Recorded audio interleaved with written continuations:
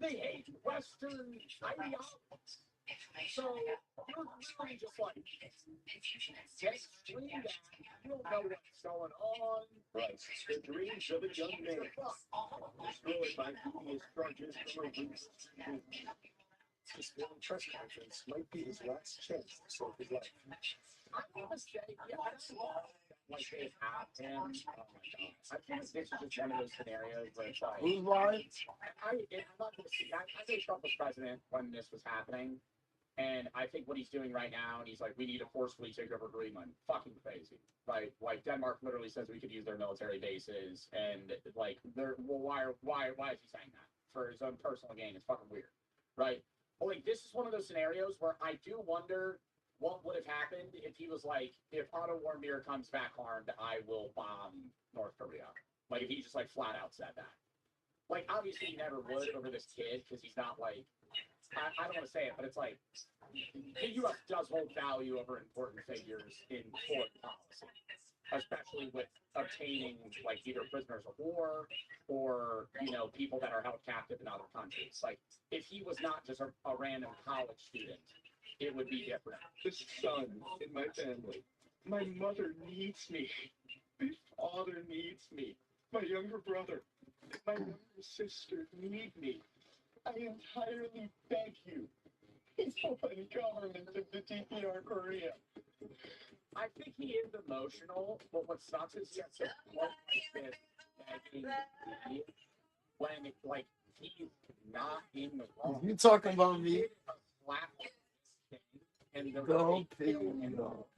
He did something so. The counterpoint people are going to say is like, well, he was in North Korea. No. For your forgiveness. Please. I have made the worst mistake of You're all dumb. Otto Warmbier won't survive. His case will bring what he do? Took a poster off the wall. North Korea to the brink of war. But the good news is many people remember. Like What? Much of our research is on this extensive GQ article. Find the link in the description. What are you doing your hair for? New music. I said, what are you doing your hair for? This is Kim Il-sung's book. And it's now 2015. It's now 2015. New Year's Eve. Different year. Yeah. Thousands of Koreans have gathered to watch the fireworks and greet the new year. Among them is a group of tourists. These are people from Europe, Australia, and the US. They're here with a travel agency, and they booked a 5-day, 4-night New Year's party tour for $1,200. Otto Warmbier is one of them. I mean, that's crazy how much the country's changed since that you were able to book a year. Don't pee me off. New Year's party Huh? for $1,200. You said what? Is one of You think you're funny. They returned to the hotel, a 37-story town located on a small island in the Taedong River.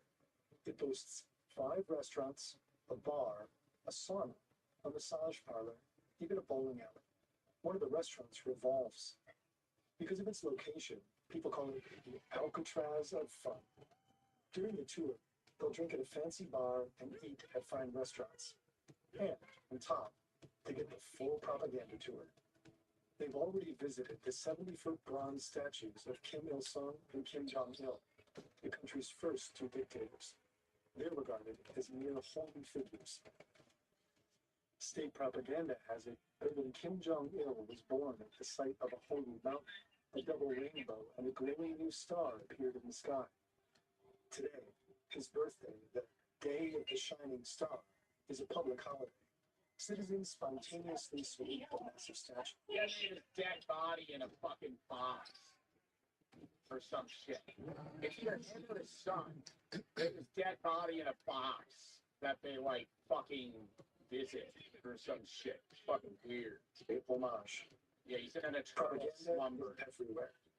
Billboards show images of missiles striking the U.S. Capitol. Other posters sport slogans like, "Let's arm ourselves strongly with Kim Jong-il's patriotism." Disrespecting the communist dynasty can get you in big trouble. According to GQ, the Database Center for North Korean Human Rights confirmed a case of a factory janitor being prosecuted for bumping such a picture off the wall so that it fell and it broke. Otto and the other tour members need to be careful. One wrong move, and they could face harsh punishment. Otto was raised in a suburb outside Cincinnati, Ohio, the oldest of three siblings. In high school, he was popular, athletic, and smart. At both prom and homecoming, he was crowned king. Speaking at his high school graduation, he quoted Andy Bernard from The Office.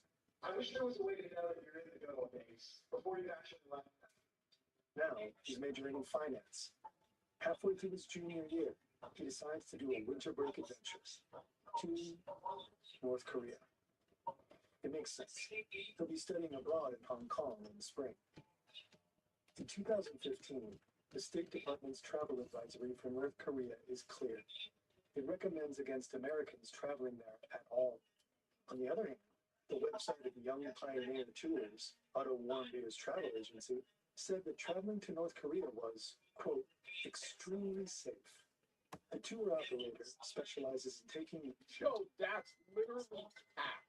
Like, if you, even in 2015, if you landed in North Korea and you just went, fuck Kim Jong-un, arrested. you to destinations your mother would rather you stay away from. Kim Jong-un is fat and stupid, arrested, dead. Parents had their concerns, but, as Cindy Warmbier later said, why would you say no to a kid like this? Early in the tour, the group was visiting this ship, USS Pueblo. The North Korean military captured it I'm not suicidal. in 1968. The North Koreans claimed it had entered their territorial waters. I gotta rewind. Bill Watt captured it in 1968. The North Koreans claimed it had entered their territorial waters. Now, it's a tourist attraction. When the North Korean tour guide explains that the ship was seized from the United States, he doesn't say Yeah, they always go, oh, North Korea's might. With North Korea's might, we took hold of the ship. The very weak Americans died trying to fight us. And now we use it as a showcase that we're much stronger. Yo, we could flatten your country. Like, I mean, it's just utter, it's garbage just being spit out of their mouth. Like, it is literally just like fucking king. Yo, nobody dick rides harder than the people of North Korea for Kim Jong-un. And it's not even because they want to. They have to. Or they die. United States. He says, the imperial enemy. This is not political chat, bro. I'm not putting a political warning. In 1950 and 1953, the U.S. dropped an estimated 635,000 tons of bombs on the country, plus some 32,000 tons of napalm. Major cities were obliterated. 75% of Pyongyang was destroyed. During the war, as many as 1 million civilians perished. In 1953, a ceasefire ended combat in the Korean War, but a peace agreement was never signed. Technically, the North is still at war with the South, and with its ally, the U.S. Most Americans are unaware of this war, so much so that the Korean War is often referred to as the Forgotten War. Not so in North Korea. The North Korean tour guide explains what... Some random history that I'm probably going to poorly explain to you is that the U.S. originally didn't even want to get involved in, like, Asian war, like, involvements. But during, or right before the Korean War, something happened with Taiwan, and the U.S. wasn't going to get involved. And because it was outside of, like, the line of protection or something that they had geographically drawn. And then there was something that roped in the U.S. to Korea, and then that, like, fucked everything for, like, the involvement of China and Taiwan, and then also, like, Russia, and how they backed the North Korean, it was like the Iron Curtain involvement, where they were trying to get South Korea to be taken over. And so it became this whole thing that the U.S. ended up getting in. I'm explaining this terribly. Yeah, it was like, originally there was no plan for the U.S. to even enter the Korean War. Like, we were just going to be like, we're out of it. It's not our problem. you know, and then they just roped us in. 82 American sailors that were captured along with the ship. They were beaten, starved, and only released after 11 months. Otto Warmbier is not visiting just any country. Also, correct me if I'm wrong on that. I probably got info wrong there, and I explained it bad. He's in enemy territory. Danny Grattan, his roommate during the tour, will later recount that Otto seemed a little bit shocked. To lighten the mood, he and the other tour members give Otto a nickname, Imperial Enemy. The rest of the tour goes smoothly. Sightseeing during the day, restaurants and bars at night. They even engage with the local kids by having a friendly snowball fight. One of the reasons people You just throw an ice ball and kill one of them, and then that's a big deal too. That'd be fucking scary, bro. travel is to understand the world a little better. Like, I feel like if I was in North Korea, I wouldn't want to do anything there. Like, I would just sit in a room and wait until it was time to leave. Brilliant does that for learning. It helps you engage with ideas in a hands-on way so you can unlock It's a nap. to everything on the platform. Back to January 1st, after the fireworks. When the tour group returns to the Yanggokdo Hotel, they split up. Some go to the bar. Danny Grattan heads to the bowling alley. They lose track of Otto. I'd be hitting that bowling alley up too, bro. Oh my god. Second they say we got a bowling alley in the hotel, yo, I'm on the lanes nonstop. When Danny gets to his room, around 4:30 a.m., Otto is in bed, sound asleep. Then, a day and a half later, the group is ready to get on the plane. It's time to go home. As the last members of the group, Danny's and Otto's passports are checked. The officers take an unusually long time to scan their documents. Then Otto feels a sudden tap on his shoulder. There are two North Korean soldiers behind him. They lead him away. Danny doesn't think much of it and jokes, "Well, that's the last we'll ever see of you." Oh my god, and that actually was the last time they saw him. I wonder if he would be able, like, was there anything he could have told them that would have them let him go? Because, like, they know he took the poster. So is there anything he could have said that would have been like, even if he was like, I love this country so much, I wasn't trying to commit a crime, I just wanted to have this poster as a memento because I'm too poor to ever come back here, and this is just something that I really wanted to, like, know. Even then, it just doesn't matter. You stole it. Months later, Otto is standing trial in North Korea's Supreme Court. He's accused of I was going to start a North Korean worship cult in the United States, and this was going to be something that I wanted to spread North Korean ideologies to the United States.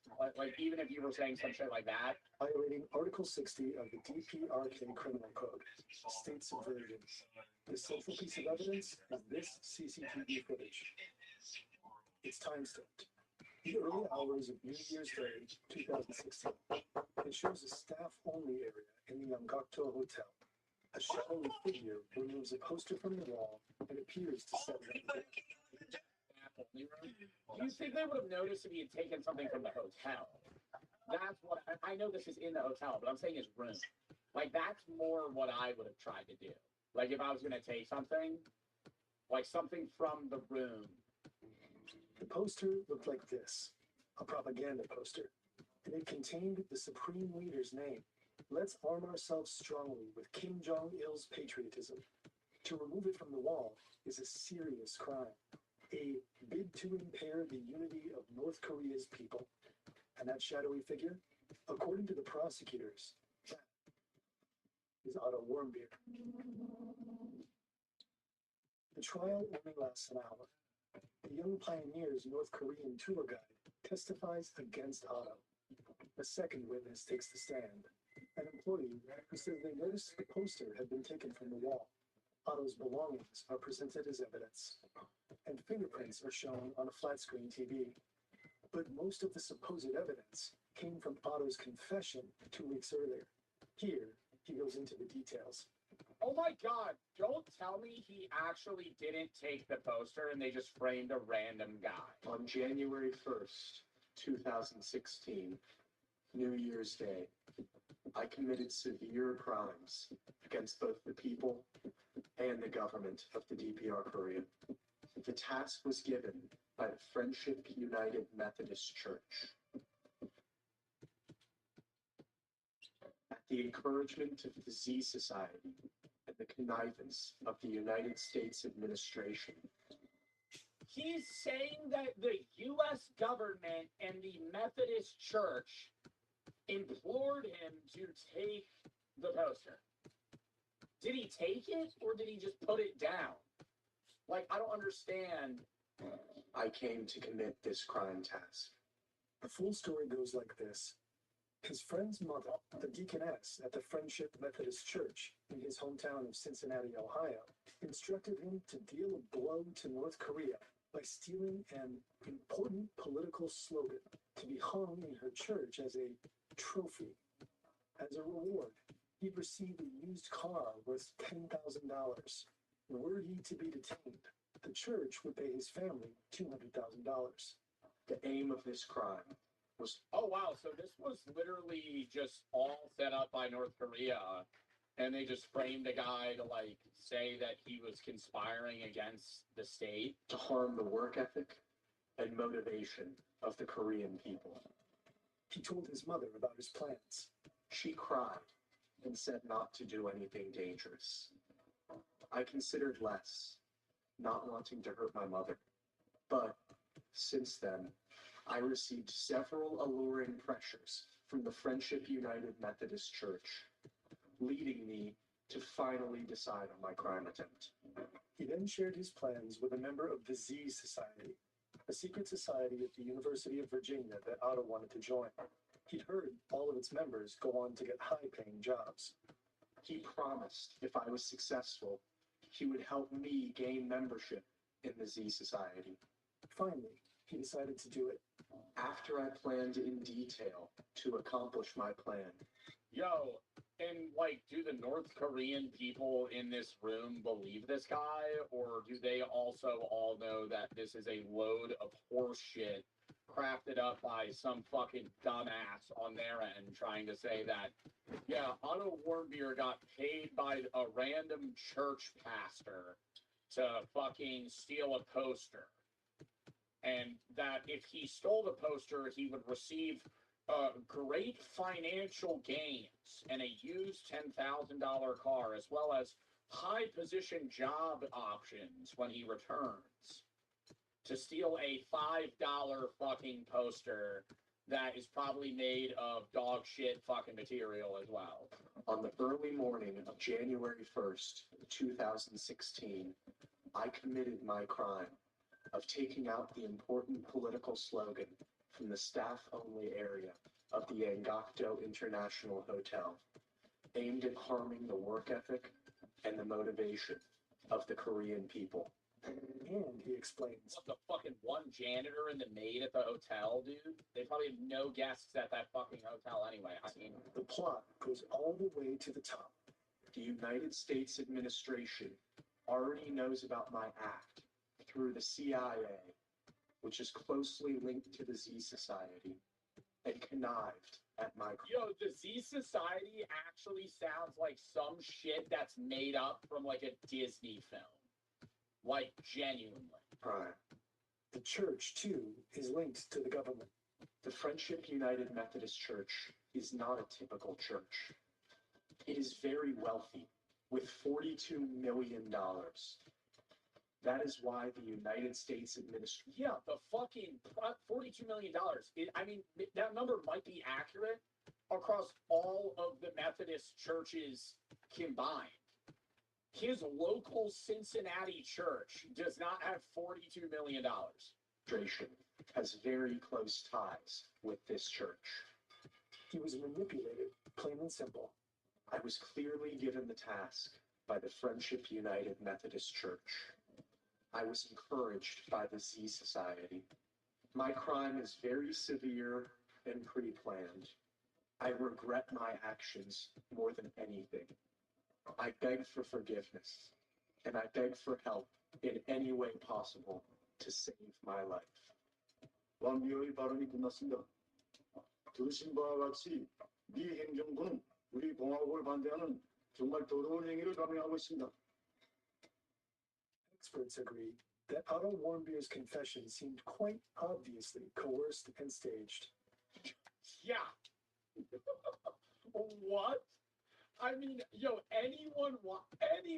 how, dude, even the average North Korean person watching this, there's no way that they don't know what Methodists are. Like, I think they're just going, oh, the religion in the United States. Yeah, they always say religion's bad here. Ooh, they're conniving against us. Korea has a history of coercing confessions, and the U.S. accused North Korea of broadcasting this one for propaganda purposes. A member of the Z Society said Otto had never approached them and denied any affiliation with the What is the Z Society? That's an actual thing? What the fuck? A secret society that was founded in Virginia in 1892? Remain anonymous because of the belief that service, when provided anonymously, provides a unique philanthropic opportunity. CIA. And the senior pastor at Friendship United Methodist Church said he didn't know the deaconess mentioned by Otto. But this is later. After it's too late. Now, standing before the Supreme Court, all Otto can do is beg. I was used and manipulated.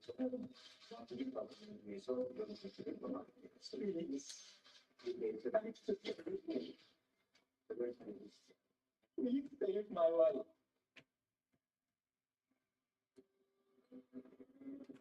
His pleas fall on deaf ears.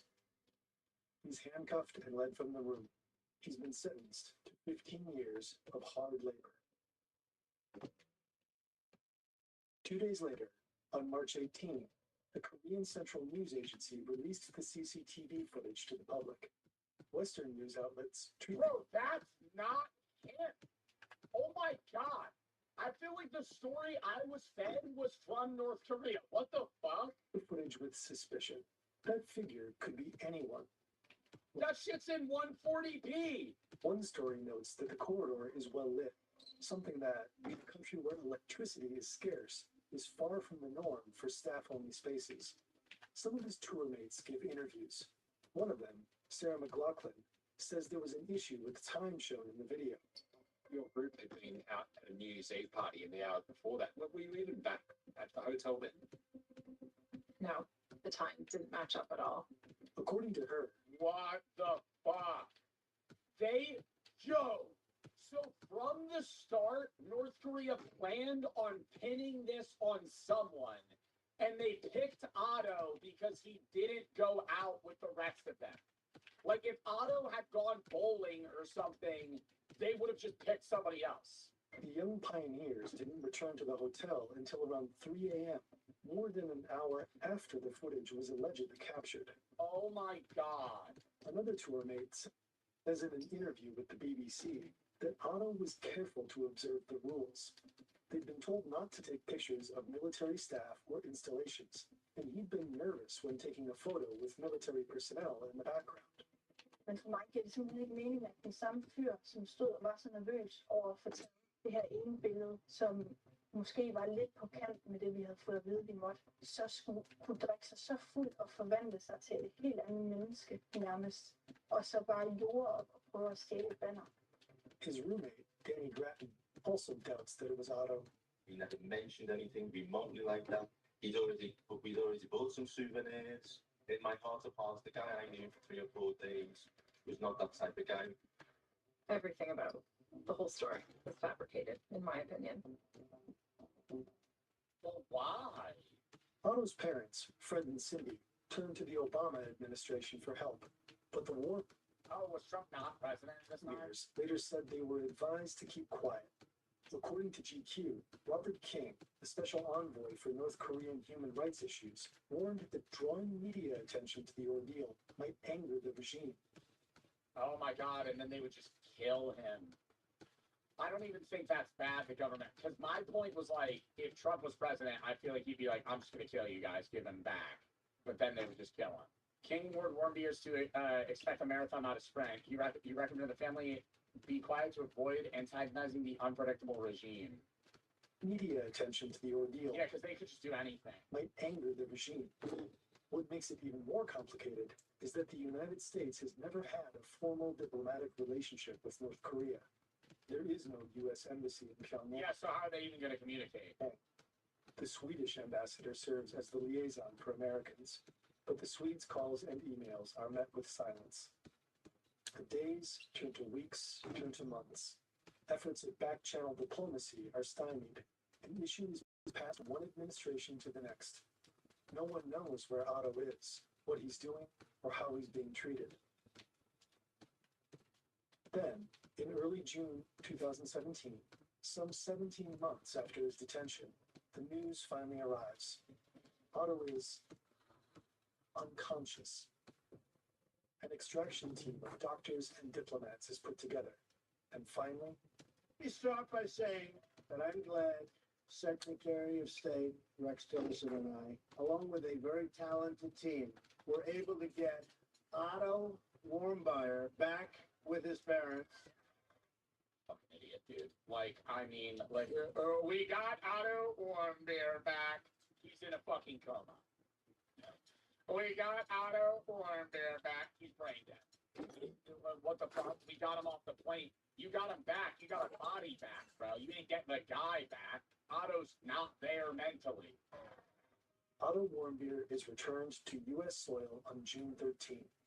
We're thrilled that our son is on American soil, and I'm able to talk to you on Otto's behalf, and I'm able to wear the jacket that he wore when he gave his confession. Otto, I love you, and I'm so crazy about you. Bro, this whole fucking thing feels weird, man. Like, even there, I feel like the dad would be like crashing out. Last night, being able to see Otto for the first time in, gosh, I bet it's 18 months, it was fantastic. Mad at Trump? I'm not mad at Trump.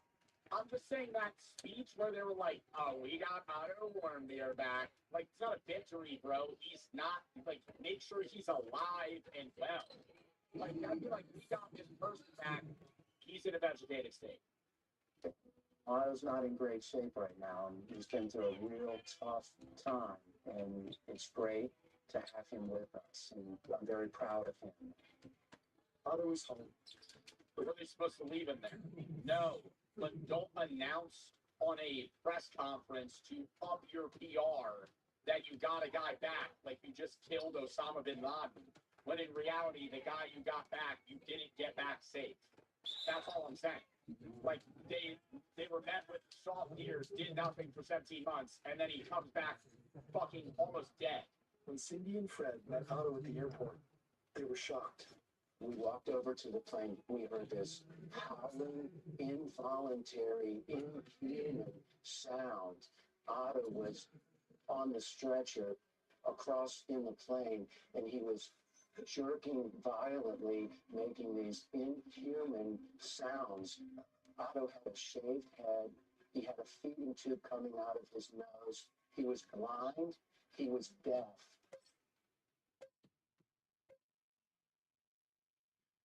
We got Otto Warmbier back. Like, you see the point I'm trying to make? You see the point? That's all I was just trying to say. We want to back in on this poor guy that's dying, right? Like, that's all I was just trying to say. It's like, why are you giving a speech like it's a fucking victory, bro? Like, He was taken to the University of Cincinnati Medical Center's Neuroscience Intensive Care Unit, where extensive imaging and diagnostic tests immediately began. His vital signs were stable upon arrival and have remained so. He was blind, deaf, on a feeding tube, and convulsing violently. Wow. Help breathing. No signs of infection. No. What, do we know why? Do we know why they sent him back? Like, did North Korea just ship him back? Fern didn't fill that. He said the Swedish liaison couldn't contact North Korea. Nothing happened for 17 months, and then randomly they're informed that he's unconscious and he's shipped back to the United States. So what? Like, North Korea we like killed the guy and went, oh fuck, now this is gonna be a problem. We gotta send it back. For dysfunction of non-neurological organs. His neurological condition now described as unresponsive wakefulness, Oh, were they like electrocuting him or something? what used to be called a vegetative state. He blinks, sometimes his eyes open, but he isn't aware of his surroundings and doesn't respond to verbal commands. Oh, are you not supposed to say that anymore? I thought that was like a fucking medical term. No, it just says it's unresponsive. A vegetative state or unresponsive wakefulness syndrome means a person is awake but shows no signs of awareness, purposeful response to their environment, and this is due to severe brain damage. Yeah, so they were like torturing him. To see how he came home was too much for us, but I almost passed out, but I got it together and I rode in the ambulance with him because I did not want him to be alone anymore. He'd been alone for way too long. He's surrounded by his loved ones, but his condition soon worsens. He develops a high fever, 40 degrees Celsius. Fred and Cindy Warmbier are told that he'll never wake up, and they ask to have his feeding tube removed. 6 days after his release, Otto is dead. The news travels across the world. The family of Otto Warmbier has said goodbye. Well, that's what I'm saying, dude. When you get told that they're never gonna wake up and they're just gonna be perpetually kept alive on machines, it's time, you know. Selbst nach dem Tod Sad. Studenten Otto Warmbier. Otto Warmbier скончался после возвращения в Северную Корею. Otto Warmbier murió pocos días después de ser el mejor malo. And what's so bad is we won't even know what they did to him, right? Because it's like if he had woken up, he could have been like Jesus Christ and like told his story of like the North Korean prison camps and how they tortured him and all this other stuff, but he's fucking dead. So it's just like they literally just got sent a body. 尼罗斯在台湾时间今天20号凌晨去世。 The American student who fell into a coma while in North Korean custody has died.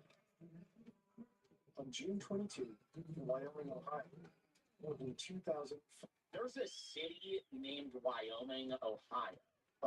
people attend his funeral. The condition in which Otto Warmbier came back to the U.S. and his I did not know that there were cities that had the state name for a city. 500 people attended his funeral. Wow. Wyoming, Ohio, more than 2,500 They always say the impact on the people you had in your life is determined by how many people show up at your death. people attend his funeral. The condition in which Otto Warmbier came back to the U.S. and his subsequent death are discussed nationwide. He left the United States in good health. He returned on the brink of death. Do you know what happened to him in North Korea? Untrue. I don't think it's untrue, but I think how you affect and touch people in your life does matter. Right? The people that care are the people that show up. I don't. Content note: the following chapter discusses suicide. Viewer discretion is advised. Upon his release, North Korea gave an explanation for Otto's state. They said he contracted botulism, a rare and severe kind of food poisoning, after eating a meal of spinach and pork. After he felt Probably giving him fucking slop and actual terrible food, dude. Like they weren't keeping him in good condition. ill, they gave him a sleeping pill, to which he had some sort of unexpected reaction, which sent him into a state of unresponsive wakefulness. The U.S. medical experts are quick to dispute this story. 3 doctors, experts in neurology, ran tests on Otto while he was still alive. At the request of the family, they hold a press conference to give their opinions. There's really evidence of active or chronic denervation or any repetitive stimulation that would suggest active botulism at this time. The North Koreans, it's So they just made that shit up. I mean, yo, that's actually fucking unreal. beings are lying, and the Warmbiers have a different story. They tortured him. They intentionally injured him. It looked like someone had taken a pair of pliers and rearranged his bottom teeth. He had a large scar on his right foot. They purposely and intentionally injured Otto. On September 25, 2017, Fred and Cindy Warmbier gave an I do love that they're doing this now. Where they're like, because I didn't keep involvement in this, but after this happened, I just had known that he had died. But I love that they went out on news stations and were a pair of pliers and rearranged his bottom teeth. He had a large scar on his right foot. They purposely and intentionally injured Otto. On September 25, 2017, Fred and Cindy Warmbier gave an I do love that they're doing this now. Where they're like, because I didn't keep involvement in this, but after this happened, I just had known that he had died. But I love that they went out on news stations and were like speaking against it. interview on Fox and Friends. Trump apparently watched. This becomes the symbol of physical torture. Yeah. And, as a consequence, brain damage. But soon, serious doubts emerge. Let's go through his injuries one by one. First, there was a noticeable scar on Otto's right foot. This is Dr. Lakshmi Kota-Samarko, the coroner selected to conduct an external autopsy. Fred Warmbier had noticed the scar, but had Dr. Samarko? Physically, as far as wounds, there were a few small scars that we documented. There was one that we really couldn't explain for medical instrumentation, which some of the other scars we could. But there wasn't anything on the external examination to indicate, other than that one scar that we couldn't explain, to indicate torture. The Warmbiers opted against a complete autopsy, offering no reason for this decision. But Dr. Samarko did perform an external inspection. Later, in a lawsuit against North Korea, an expert witness cited the scar on Otto's foot as potential. A lawsuit against North Korea. How's that working? Hey, Kim Jong-un, we're suing you. No, you're not. And then they just move on. Like, how do you sue North Korea?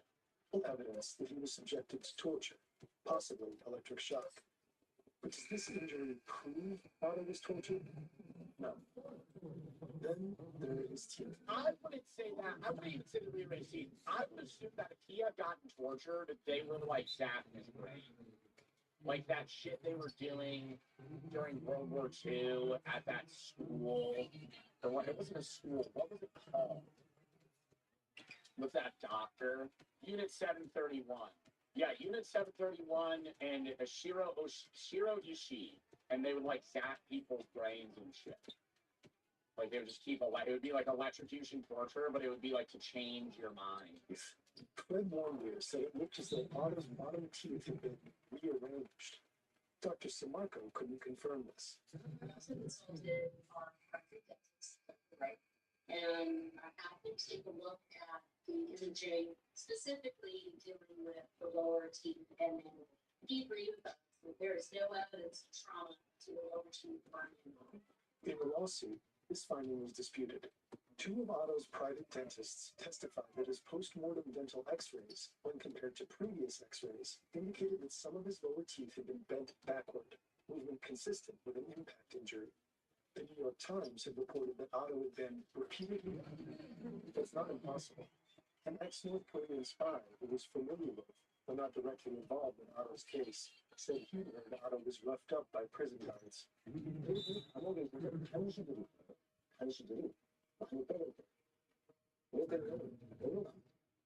He also continues to say that there might have been waterboarding. To him, that's standard practice, what he called Non-physical, like it's physical torture, but not something that would show up in like wounds. Battery rather than torture. It's difficult to say whether this ex-spy is credible, though. And even if Otto's teeth were bent backward, it's impossible to know for certain what caused that. Finally, the biggest injury of all, his brain injury.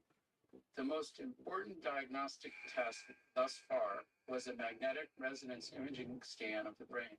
This study showed extensive loss of brain tissue in all regions of the brain. In other words, the damage is universal, and scans show it occurred all at once. There's a technical term for this, an anoxic encephalopathy. It means an injury caused by a lack of oxygen to the brain. So either blood ceased to flow to Otto's brain, which would result in a lack of oxygen, or Otto stopped breathing. This pattern of brain injury, however, is usually seen as a result of cardiopulmonary arrest, where the blood supply to the brain is inadequate for a period of time, resulting in the death of brain. Oh my God, are they saying that he took his own life when he was in prison? In tissue. In general terms, one of the more likely causes of a cardiopulmonary arrest in a young person would have been a respiratory arrest. In all likelihood, Otto stopped breathing. Any number of events could have caused this: an allergic reaction, choking, near drowning, anything that might prevent oxygen from reaching his brain. But which of these events was the cause? There's no way to know. I hate We have no certain or verifiable knowledge of the cause Could he have done that? Asphyxiation? or circumstances of his neurological injury. A cause that could almost certainly be ruled out was repeated beatings. Repeated beatings to the head would have caused asymmetrical damage, with some regions being affected more than others. Also, scans revealed no fractures of the skull. Despite all this uncertainty, the Warmbiers insist on torture. And the question of whether Otto was tortured or not is not a medical side note. By now, it has the potential to escalate the simmering conflict between two nuclear powers. A year and a half before, mere days after Otto's detention, North Korea had carried out its fourth nuclear test in defiance of international sanctions. It also launched a long-range missile. In September 2016, it performed another nuclear test. By 2017, understand how like Russia and China don't also want to just step in and stop them because they're their own powers that, you know, obviously are semi-allied. But like they have to witness Kim Jong-un and go, this is fucking crazy. You know, like Russia does its own shit, and you know, right now they're in war with Ukraine, and it's horrible. And but they're getting like North Koreans are allies and aiding them. So I'm like, it just has to be like they're turning a blind eye. Like there's no way they're like, yo, you gotta stop. Like that's because that's worrisome for them as well. No, I feel like Kim Jong Un's like not sane in the way that like Xi Jinping is in like how he's gonna hold certain like conflicts. You know, like you don't want like I think it's more scary if Kim Jong Un gets nuclear power than Xi Jinping. You know, like I mean, obviously Xi Jinping does have nuclear capabilities, but I'm saying like that's less scary for the world. You know, like even on either side, you're seeing this. You're like, maybe we shouldn't give this dictator nuclear power. Not give it to him, but allow him to have that. the year of Otto's return, the confrontation between the U.S. and North Korea was near the Xi Jinping, leader of China. boiling point. North Korea best not make any more threats to the United States. They will be met with fire and fury like the world has never seen. It was the beginning of the 2017-2018 North Korea crisis. Meanwhile, Otto Warmbier's case took on increased political weight. Trump had adopted the torture hypothesis as fact. Trump need to press that red button. Terrible idea. You nuke North Korea, they're gonna fucking nuke everybody else before they die. It's the same shit, dude. It's just mutually assured destruction. That's why nuclear war is like the max out for countries. It's just it enables you to have like an ultimate last defense of like, okay, even if you wipe my country off the map, we'll still kill you. Senator John McCain said Otto had been tortured and murdered. Senators Adam Schiff and Marco Rubio also used the word murder. Fred Warmbier's analysis was that his son served as a sort of human shield.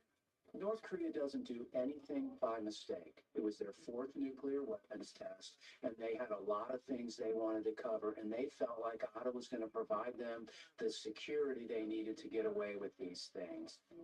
Oh my God, to frame Otto to say that, oh, we need to escalate our military power because the Z Society and the Methodist Church and the CIA are all three conspiring against against North Korea, that we have to scale our military power. Gotta have it, deals. fresh meals for fresh prices. Have it fresh like that. It's so hard to describe just the true, genuine gratitude that I have for GCU. Just watching how GCU continues to elevate their programs and their brand gives my degree so much added value.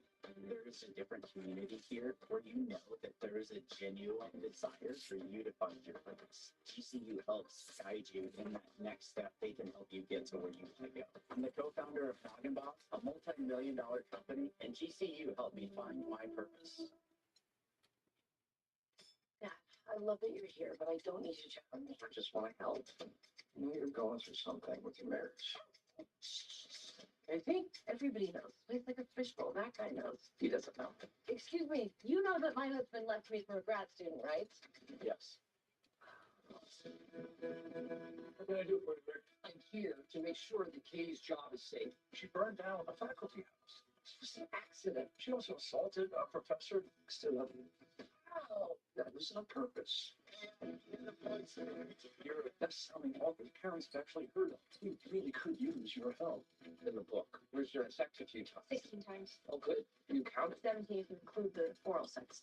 Have to include that. Yeah, let's include it. We all messed up. But in our holes, we are all good people. You are a bad person, and I hate you. Hey, Rooster! Oh, hey there! The kids call you Rooster?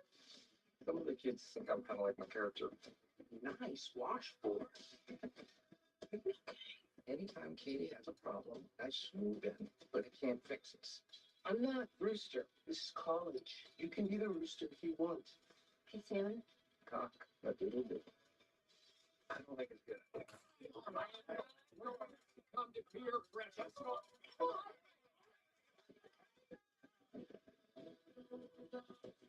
We do hard things to make ourselves stronger. But we can't continue unless you put some gasoline on the fire.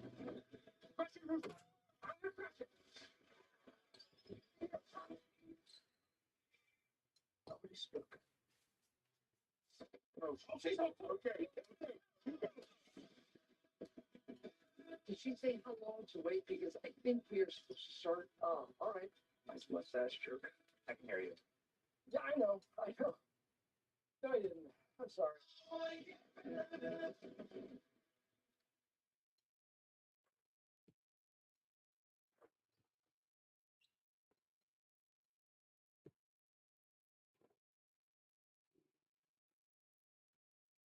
The document that helped bring Otto back to the US revealed a new piece of information to GQ. The staff at the North Korean hospital where Otto stayed told Flukinger that they received him the day after his trial, and he was already unresponsive. What? So he was in like a coma for a year? They had to resuscitate him, then give him oxygen and put him on a ventilator, or he would die, Flukinger told GQ. Also, there's a brain scan dated April 2016. We received copies of brain MRI images from the medical personnel in North Korea. The earliest images. So how did he eat pork and spinach? The end. That was already disproven, bro. He did not have botulism. That was a lie that North Korean officials said to the United States to say that they didn't torture him. Are dated April 2016. Based upon our analysis of those images, the brain injury likely occurred in the preceding weeks.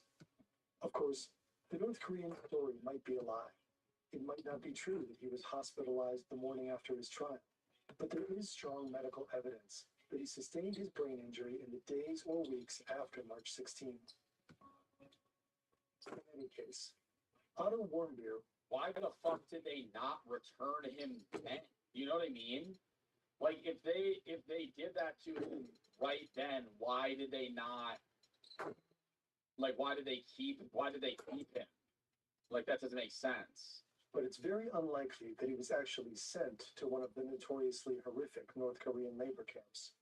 American detainees are treated differently. According to GQ, Otto Warmbier most likely stayed in a used guest house in downtown Pyongyang during his detention. The hard labor he was sentenced to would likely have been planting soybeans and making bricks. grueling, backbreaking work, but nothing compared to coal mining, which is typical for North Koreans. North Korea needed him as a bargaining chip, and bargaining chips don't. Oh my God! So maybe they didn't actually put him in that state. They just needed him as like a trade. Like as fucked as it sounds, like a trade token. Like it's something they could fall back on. Have much value if they aren't in good condition. And in a sense, he was. We believe that for somebody who's been bedridden for more than a year, that his body was in excellent condition, his skin was in excellent condition, and we didn't see any evidence of decubitus or bed sores. In its article, GQ proposes a different theory than torture. During the 2 months between his detention and his confession, Otto was likely subjected to relentless interrogation for as long as 15 hours per day. The only respite from the interrogation would have been North Korean propaganda films. Previous prisoners were told their government had forgotten them. Some fell into debilitating depressions, even attempting suicide. At trial, so hours, weeks, or days before he supposedly fell into a coma, he was visibly desperate.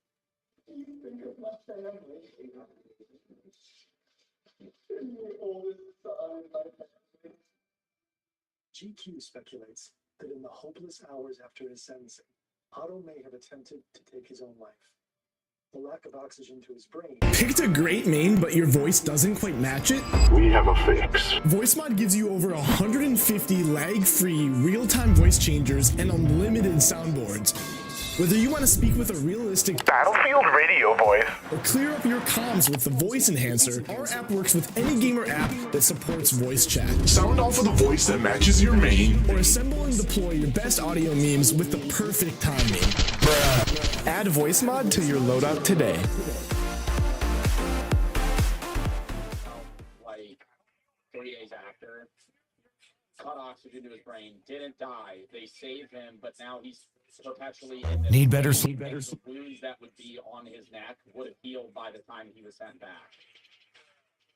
He wouldn't have neck scars because he would have had any laceration that would have been there would have been healed by the time they returned him. In May 2018, something weird happened. Trump tweeted that he was going to meet Kim Jong-un in person, and everything changed. I'm instantly asking that motherfucker what the hell they did to Otto. So everybody so look nice and handsome and fancy. After the Singapore summit, Otto's name all but disappeared from Trump's lips, replaced by the name of Kim Jong-un. And then we fell in love. Okay? No, really.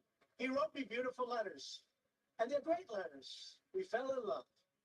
The previous year, Trump tweeted that he tried so hard to be Kim's friend and referred to their relationship as a very special relationship. In 2019, when asked whether he thought Kim knew about Otto's case, his reply was startling. I don't believe he knew about it. The Warmbiers were outraged. Get the fuck out of here. Trump had helped them bring Otto home and relisted Kim Jong-un's country as a state sponsor of terrorism. Now he seems to admire him. Well, he is very talented. Anybody that takes over a situation like he did at 26 years of age and is able to run it and run it tough. Very few people at that age, you can take 1 out of 10,000 probably couldn't do it. Otto Warmbier was many things. 1 out of 10,000. Historically, the average person in power was younger than him. Bro, like, why are we glazing Kim Jong-un for being able to take over a dictatorship that was fucking handed to him? Like, an all-American boy, an unlucky tourist, a loving son. But on the international... Kim Jong-un was notably a bad student. Like, that was said of, like, he didn't do his homework, didn't show up on time. He was lazy. Like, what the fuck are we talking about? We're just glazing Kim Jong-un. National stage, he was a pawn and a symbol. Pyongyang deployed Otto on the chessboard of politics, using him domestically as a mouthpiece to spread anti-American propaganda, and internationally as a bargaining chip, a hostage to be traded for the easing of sanctions or other U.S. concessions. For the Trump administration, Otto Warmbier was useful as a symbol, driving the narrative that he was tortured by a barbarous regime and possibly using his death as a means of psychologically preparing the American public for war, the threat of which Trump hoped would make Kim back down. Otto was sentenced to 15 years hard labor for an alleged crime that in most countries would be considered, at worst, vandalism, based on a sham trial. No matter what happened to him, I think in most countries you wouldn't even get arrested. I think in most countries you would probably get a small fine, or they would be like, you're just banned from coming back to the hotel. that in itself is damning enough. And even if he likely never had to go to one of North Korea's prison camps, they are hell on earth. Uncertainty about his cause of death. What do you do? Take a poster. And it might have not even been him. Everybody that was with him said that he wasn't even at the hotel at the hour that they said that he did it. And you can't see a face, you only see the figure of a man. And there's a lot of men in the world. So, like, that shit just pisses me off. I fucking rip Otto in the chat. That was fucking cool.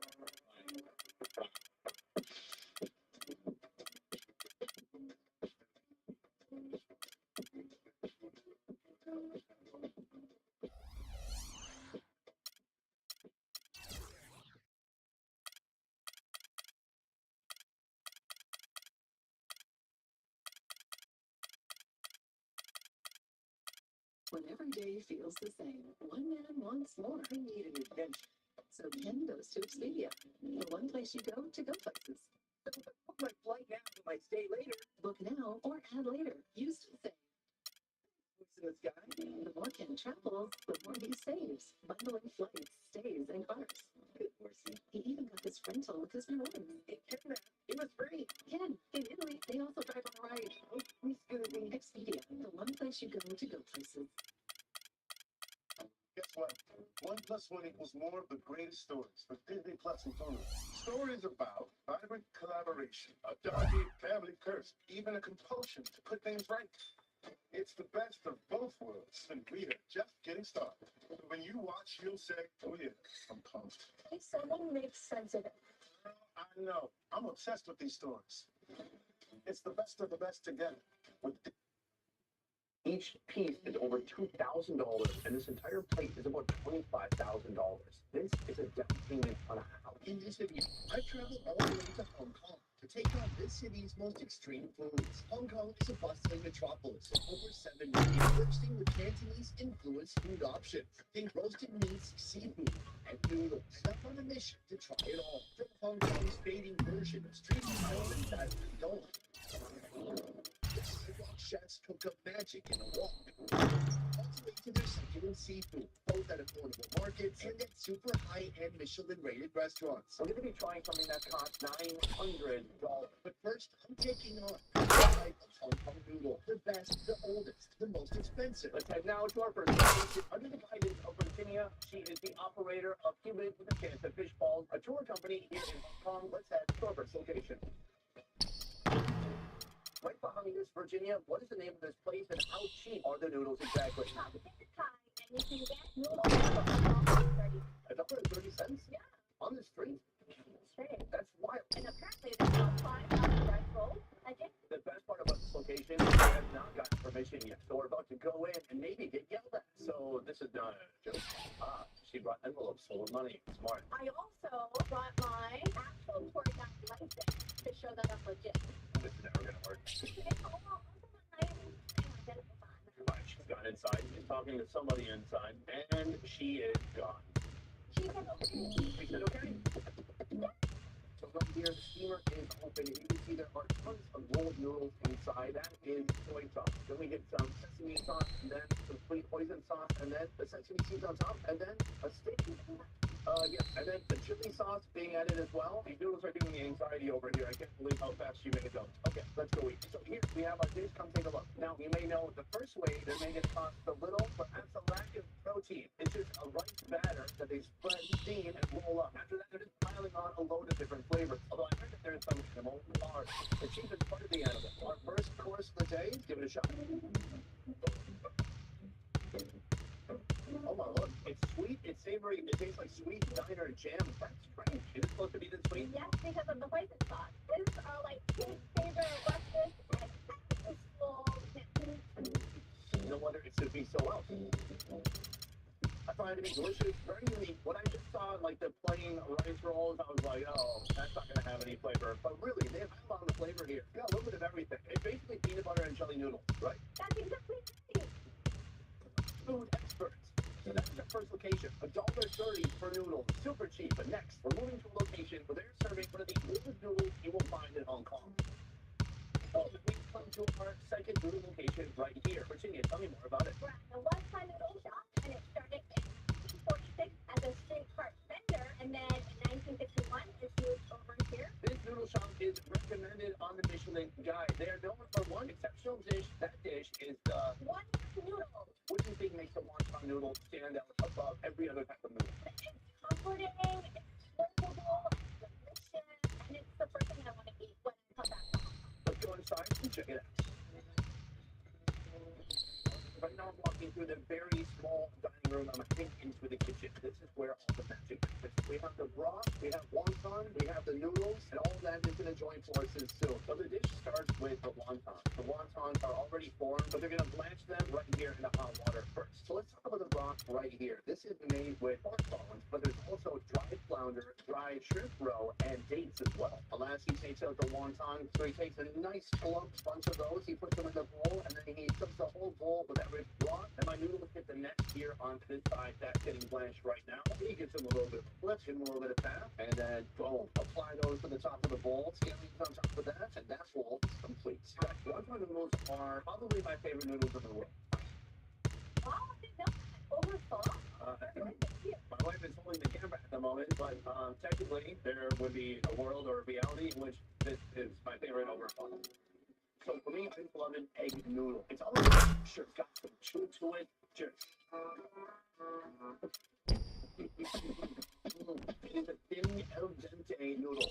You can eat through each chopstick bowl. You can feel each strand of noodles breaking against your teeth. It's so delicious. Like eating the hair of an angel, roughly speaking. The fascinating thing about the broth is that they're using dried seafood. They're using pork bones. That's how you get a very layered, complex broth. It's so good. It's so savory, and these little green scallions that come with it infuse so much flavor. Next, we're going to the wontons. They put 5 plump, beautiful, wrinkly wontons inside. That's such a good wonton. Oh, I'm in love. Wife, give it a shot. Let me know what you think. Really good. It's really good. I'm gonna take one more wonton. I can taste pork, I taste the shrimp really exploding inside. So this is one of the best bowls of noodles I've ever had in Hong Kong, but also in my life. But we're not done here. From here, we're headed to a 1-star Michelin-rated noodle restaurant that specializes only in noodles. I know what you're thinking. That's not 3. Yeah, but it's a lot better than 0. How many do you have? Again, defensive. Let's head there now. Next on our noodle journey, one of the best noodles you will find in Hong Kong, and you'll find it in a mall. French guys who own a tire company say it's really good. The noodle we're going to be trying now is called we all remember that from our childhood. What that noodle? French noodle. They make it fresh daily. They put it in the wok and they serve it. Fantastic. I believe this is going to be my first time ever trying this noodle. Let's head to the kitchen now and check it out. It's also the first ever noodle shop in Hong Kong to receive a Michelin star. Say it. It's the first. So right now we're walking through the restaurant and into the kitchen where they make this stir-fried noodle dish. Entering through this door, passing by the dim sum station and the chef right here next to the wok station. So let's get into it. So we have all of our ingredients right here, including beef. These are the beautiful rice noodles. We have yellow chives. We have scallions. We have onion, and then we have bean sprouts. Step 1, put oil into a crazy hot wok. Then hit the beef with a little bit of oil and slide that gently into the oil. My God, he's basically deep frying the beef at this point. Glorious. Next, he grabs the onions. Those hit the oil too. So that gets put to the side. We're not really heating all that oil today. The next step, we have the bean sprouts and then the rice noodles. Oh, look at that technique. Just making it dance. Scallions are going in.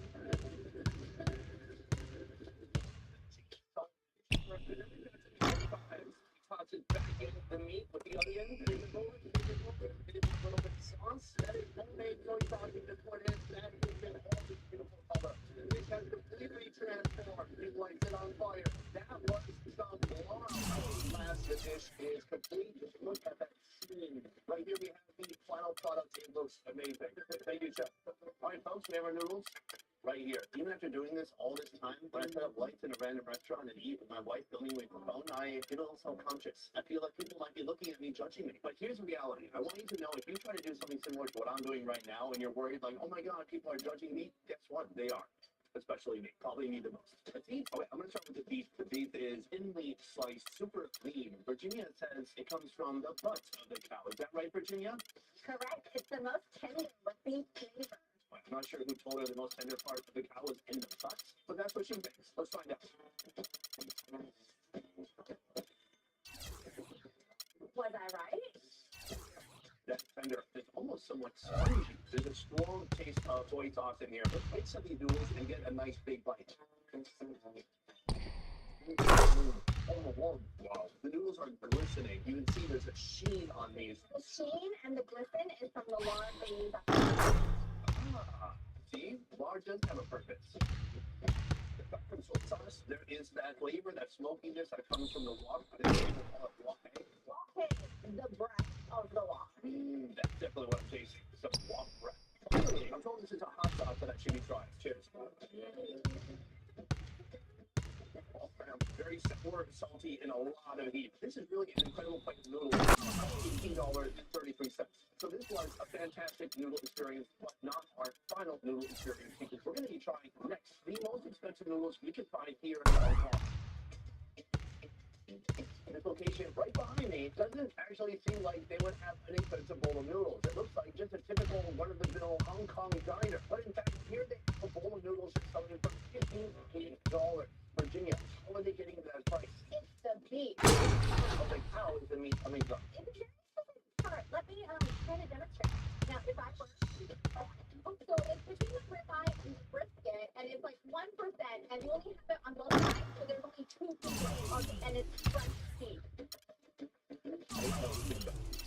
Let's just go inside and take a look. Cool. I have stepped into the noodle room, and I'm here with the noodle maestro himself, and he's about to embark on this beef noodle mission. Let's get to it. It all starts in here with the beef. I mean, that is exactly what Virginia described. We come back into the noodle room, and then he gets to flavor up. Time for some serious business.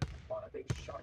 So he's carefully taking off some of that lard. Now, putting thin slices of this portion right here. This is going to cook instantly in a hot broth. The next rule is to grab the noodles. This is a thin, white vermicelli noodle. Puts it in the basket. It only takes a moment before those noodles slide right into the bowl. He branches some greens, not knowing that I don't actually care about vegetables. He does it anyways.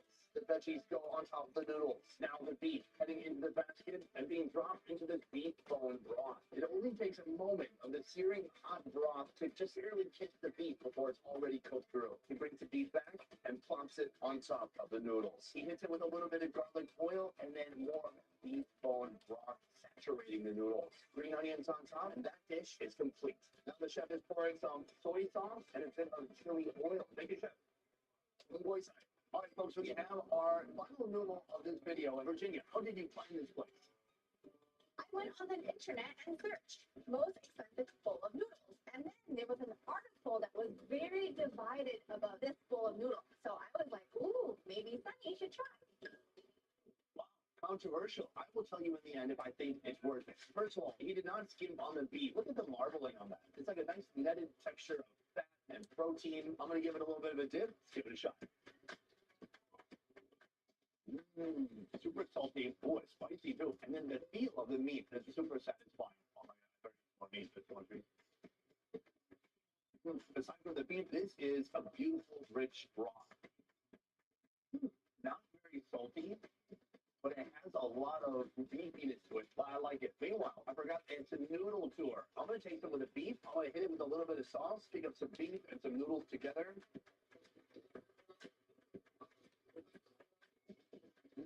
The noodles are delicious. They're actually keeping their shape pretty well for being a rice noodle, and they're soaking up all that broth, adding even more beefiness and a little bit of balance to each bite. This is a tough call. Would I, my normal wife, spend $58 on a bowl of noodles like this? I'd probably be tempted just to get the typical like wonton noodles or something like that. Regarding whether it's delicious or not, oh, it's delicious. Regarding the price, I'm not so sure about that. After spending some major money on this city's most expensive noodles, I'm ready to double down on my culinary investments. Next, I want to see if I can spend more than $100 on Hong Kong street food in our day. But there's a problem. Street food in Hong Kong is dying. Here they don't call it a street food stall, they call it I don't. Decades ago they used to be everywhere, but these days only a few remain in the city. Next, I'll eat at 3 different Dai Dong street food stalls, spending more money at each one I go to. And by the end of the day, I'll order the most expensive food at my location.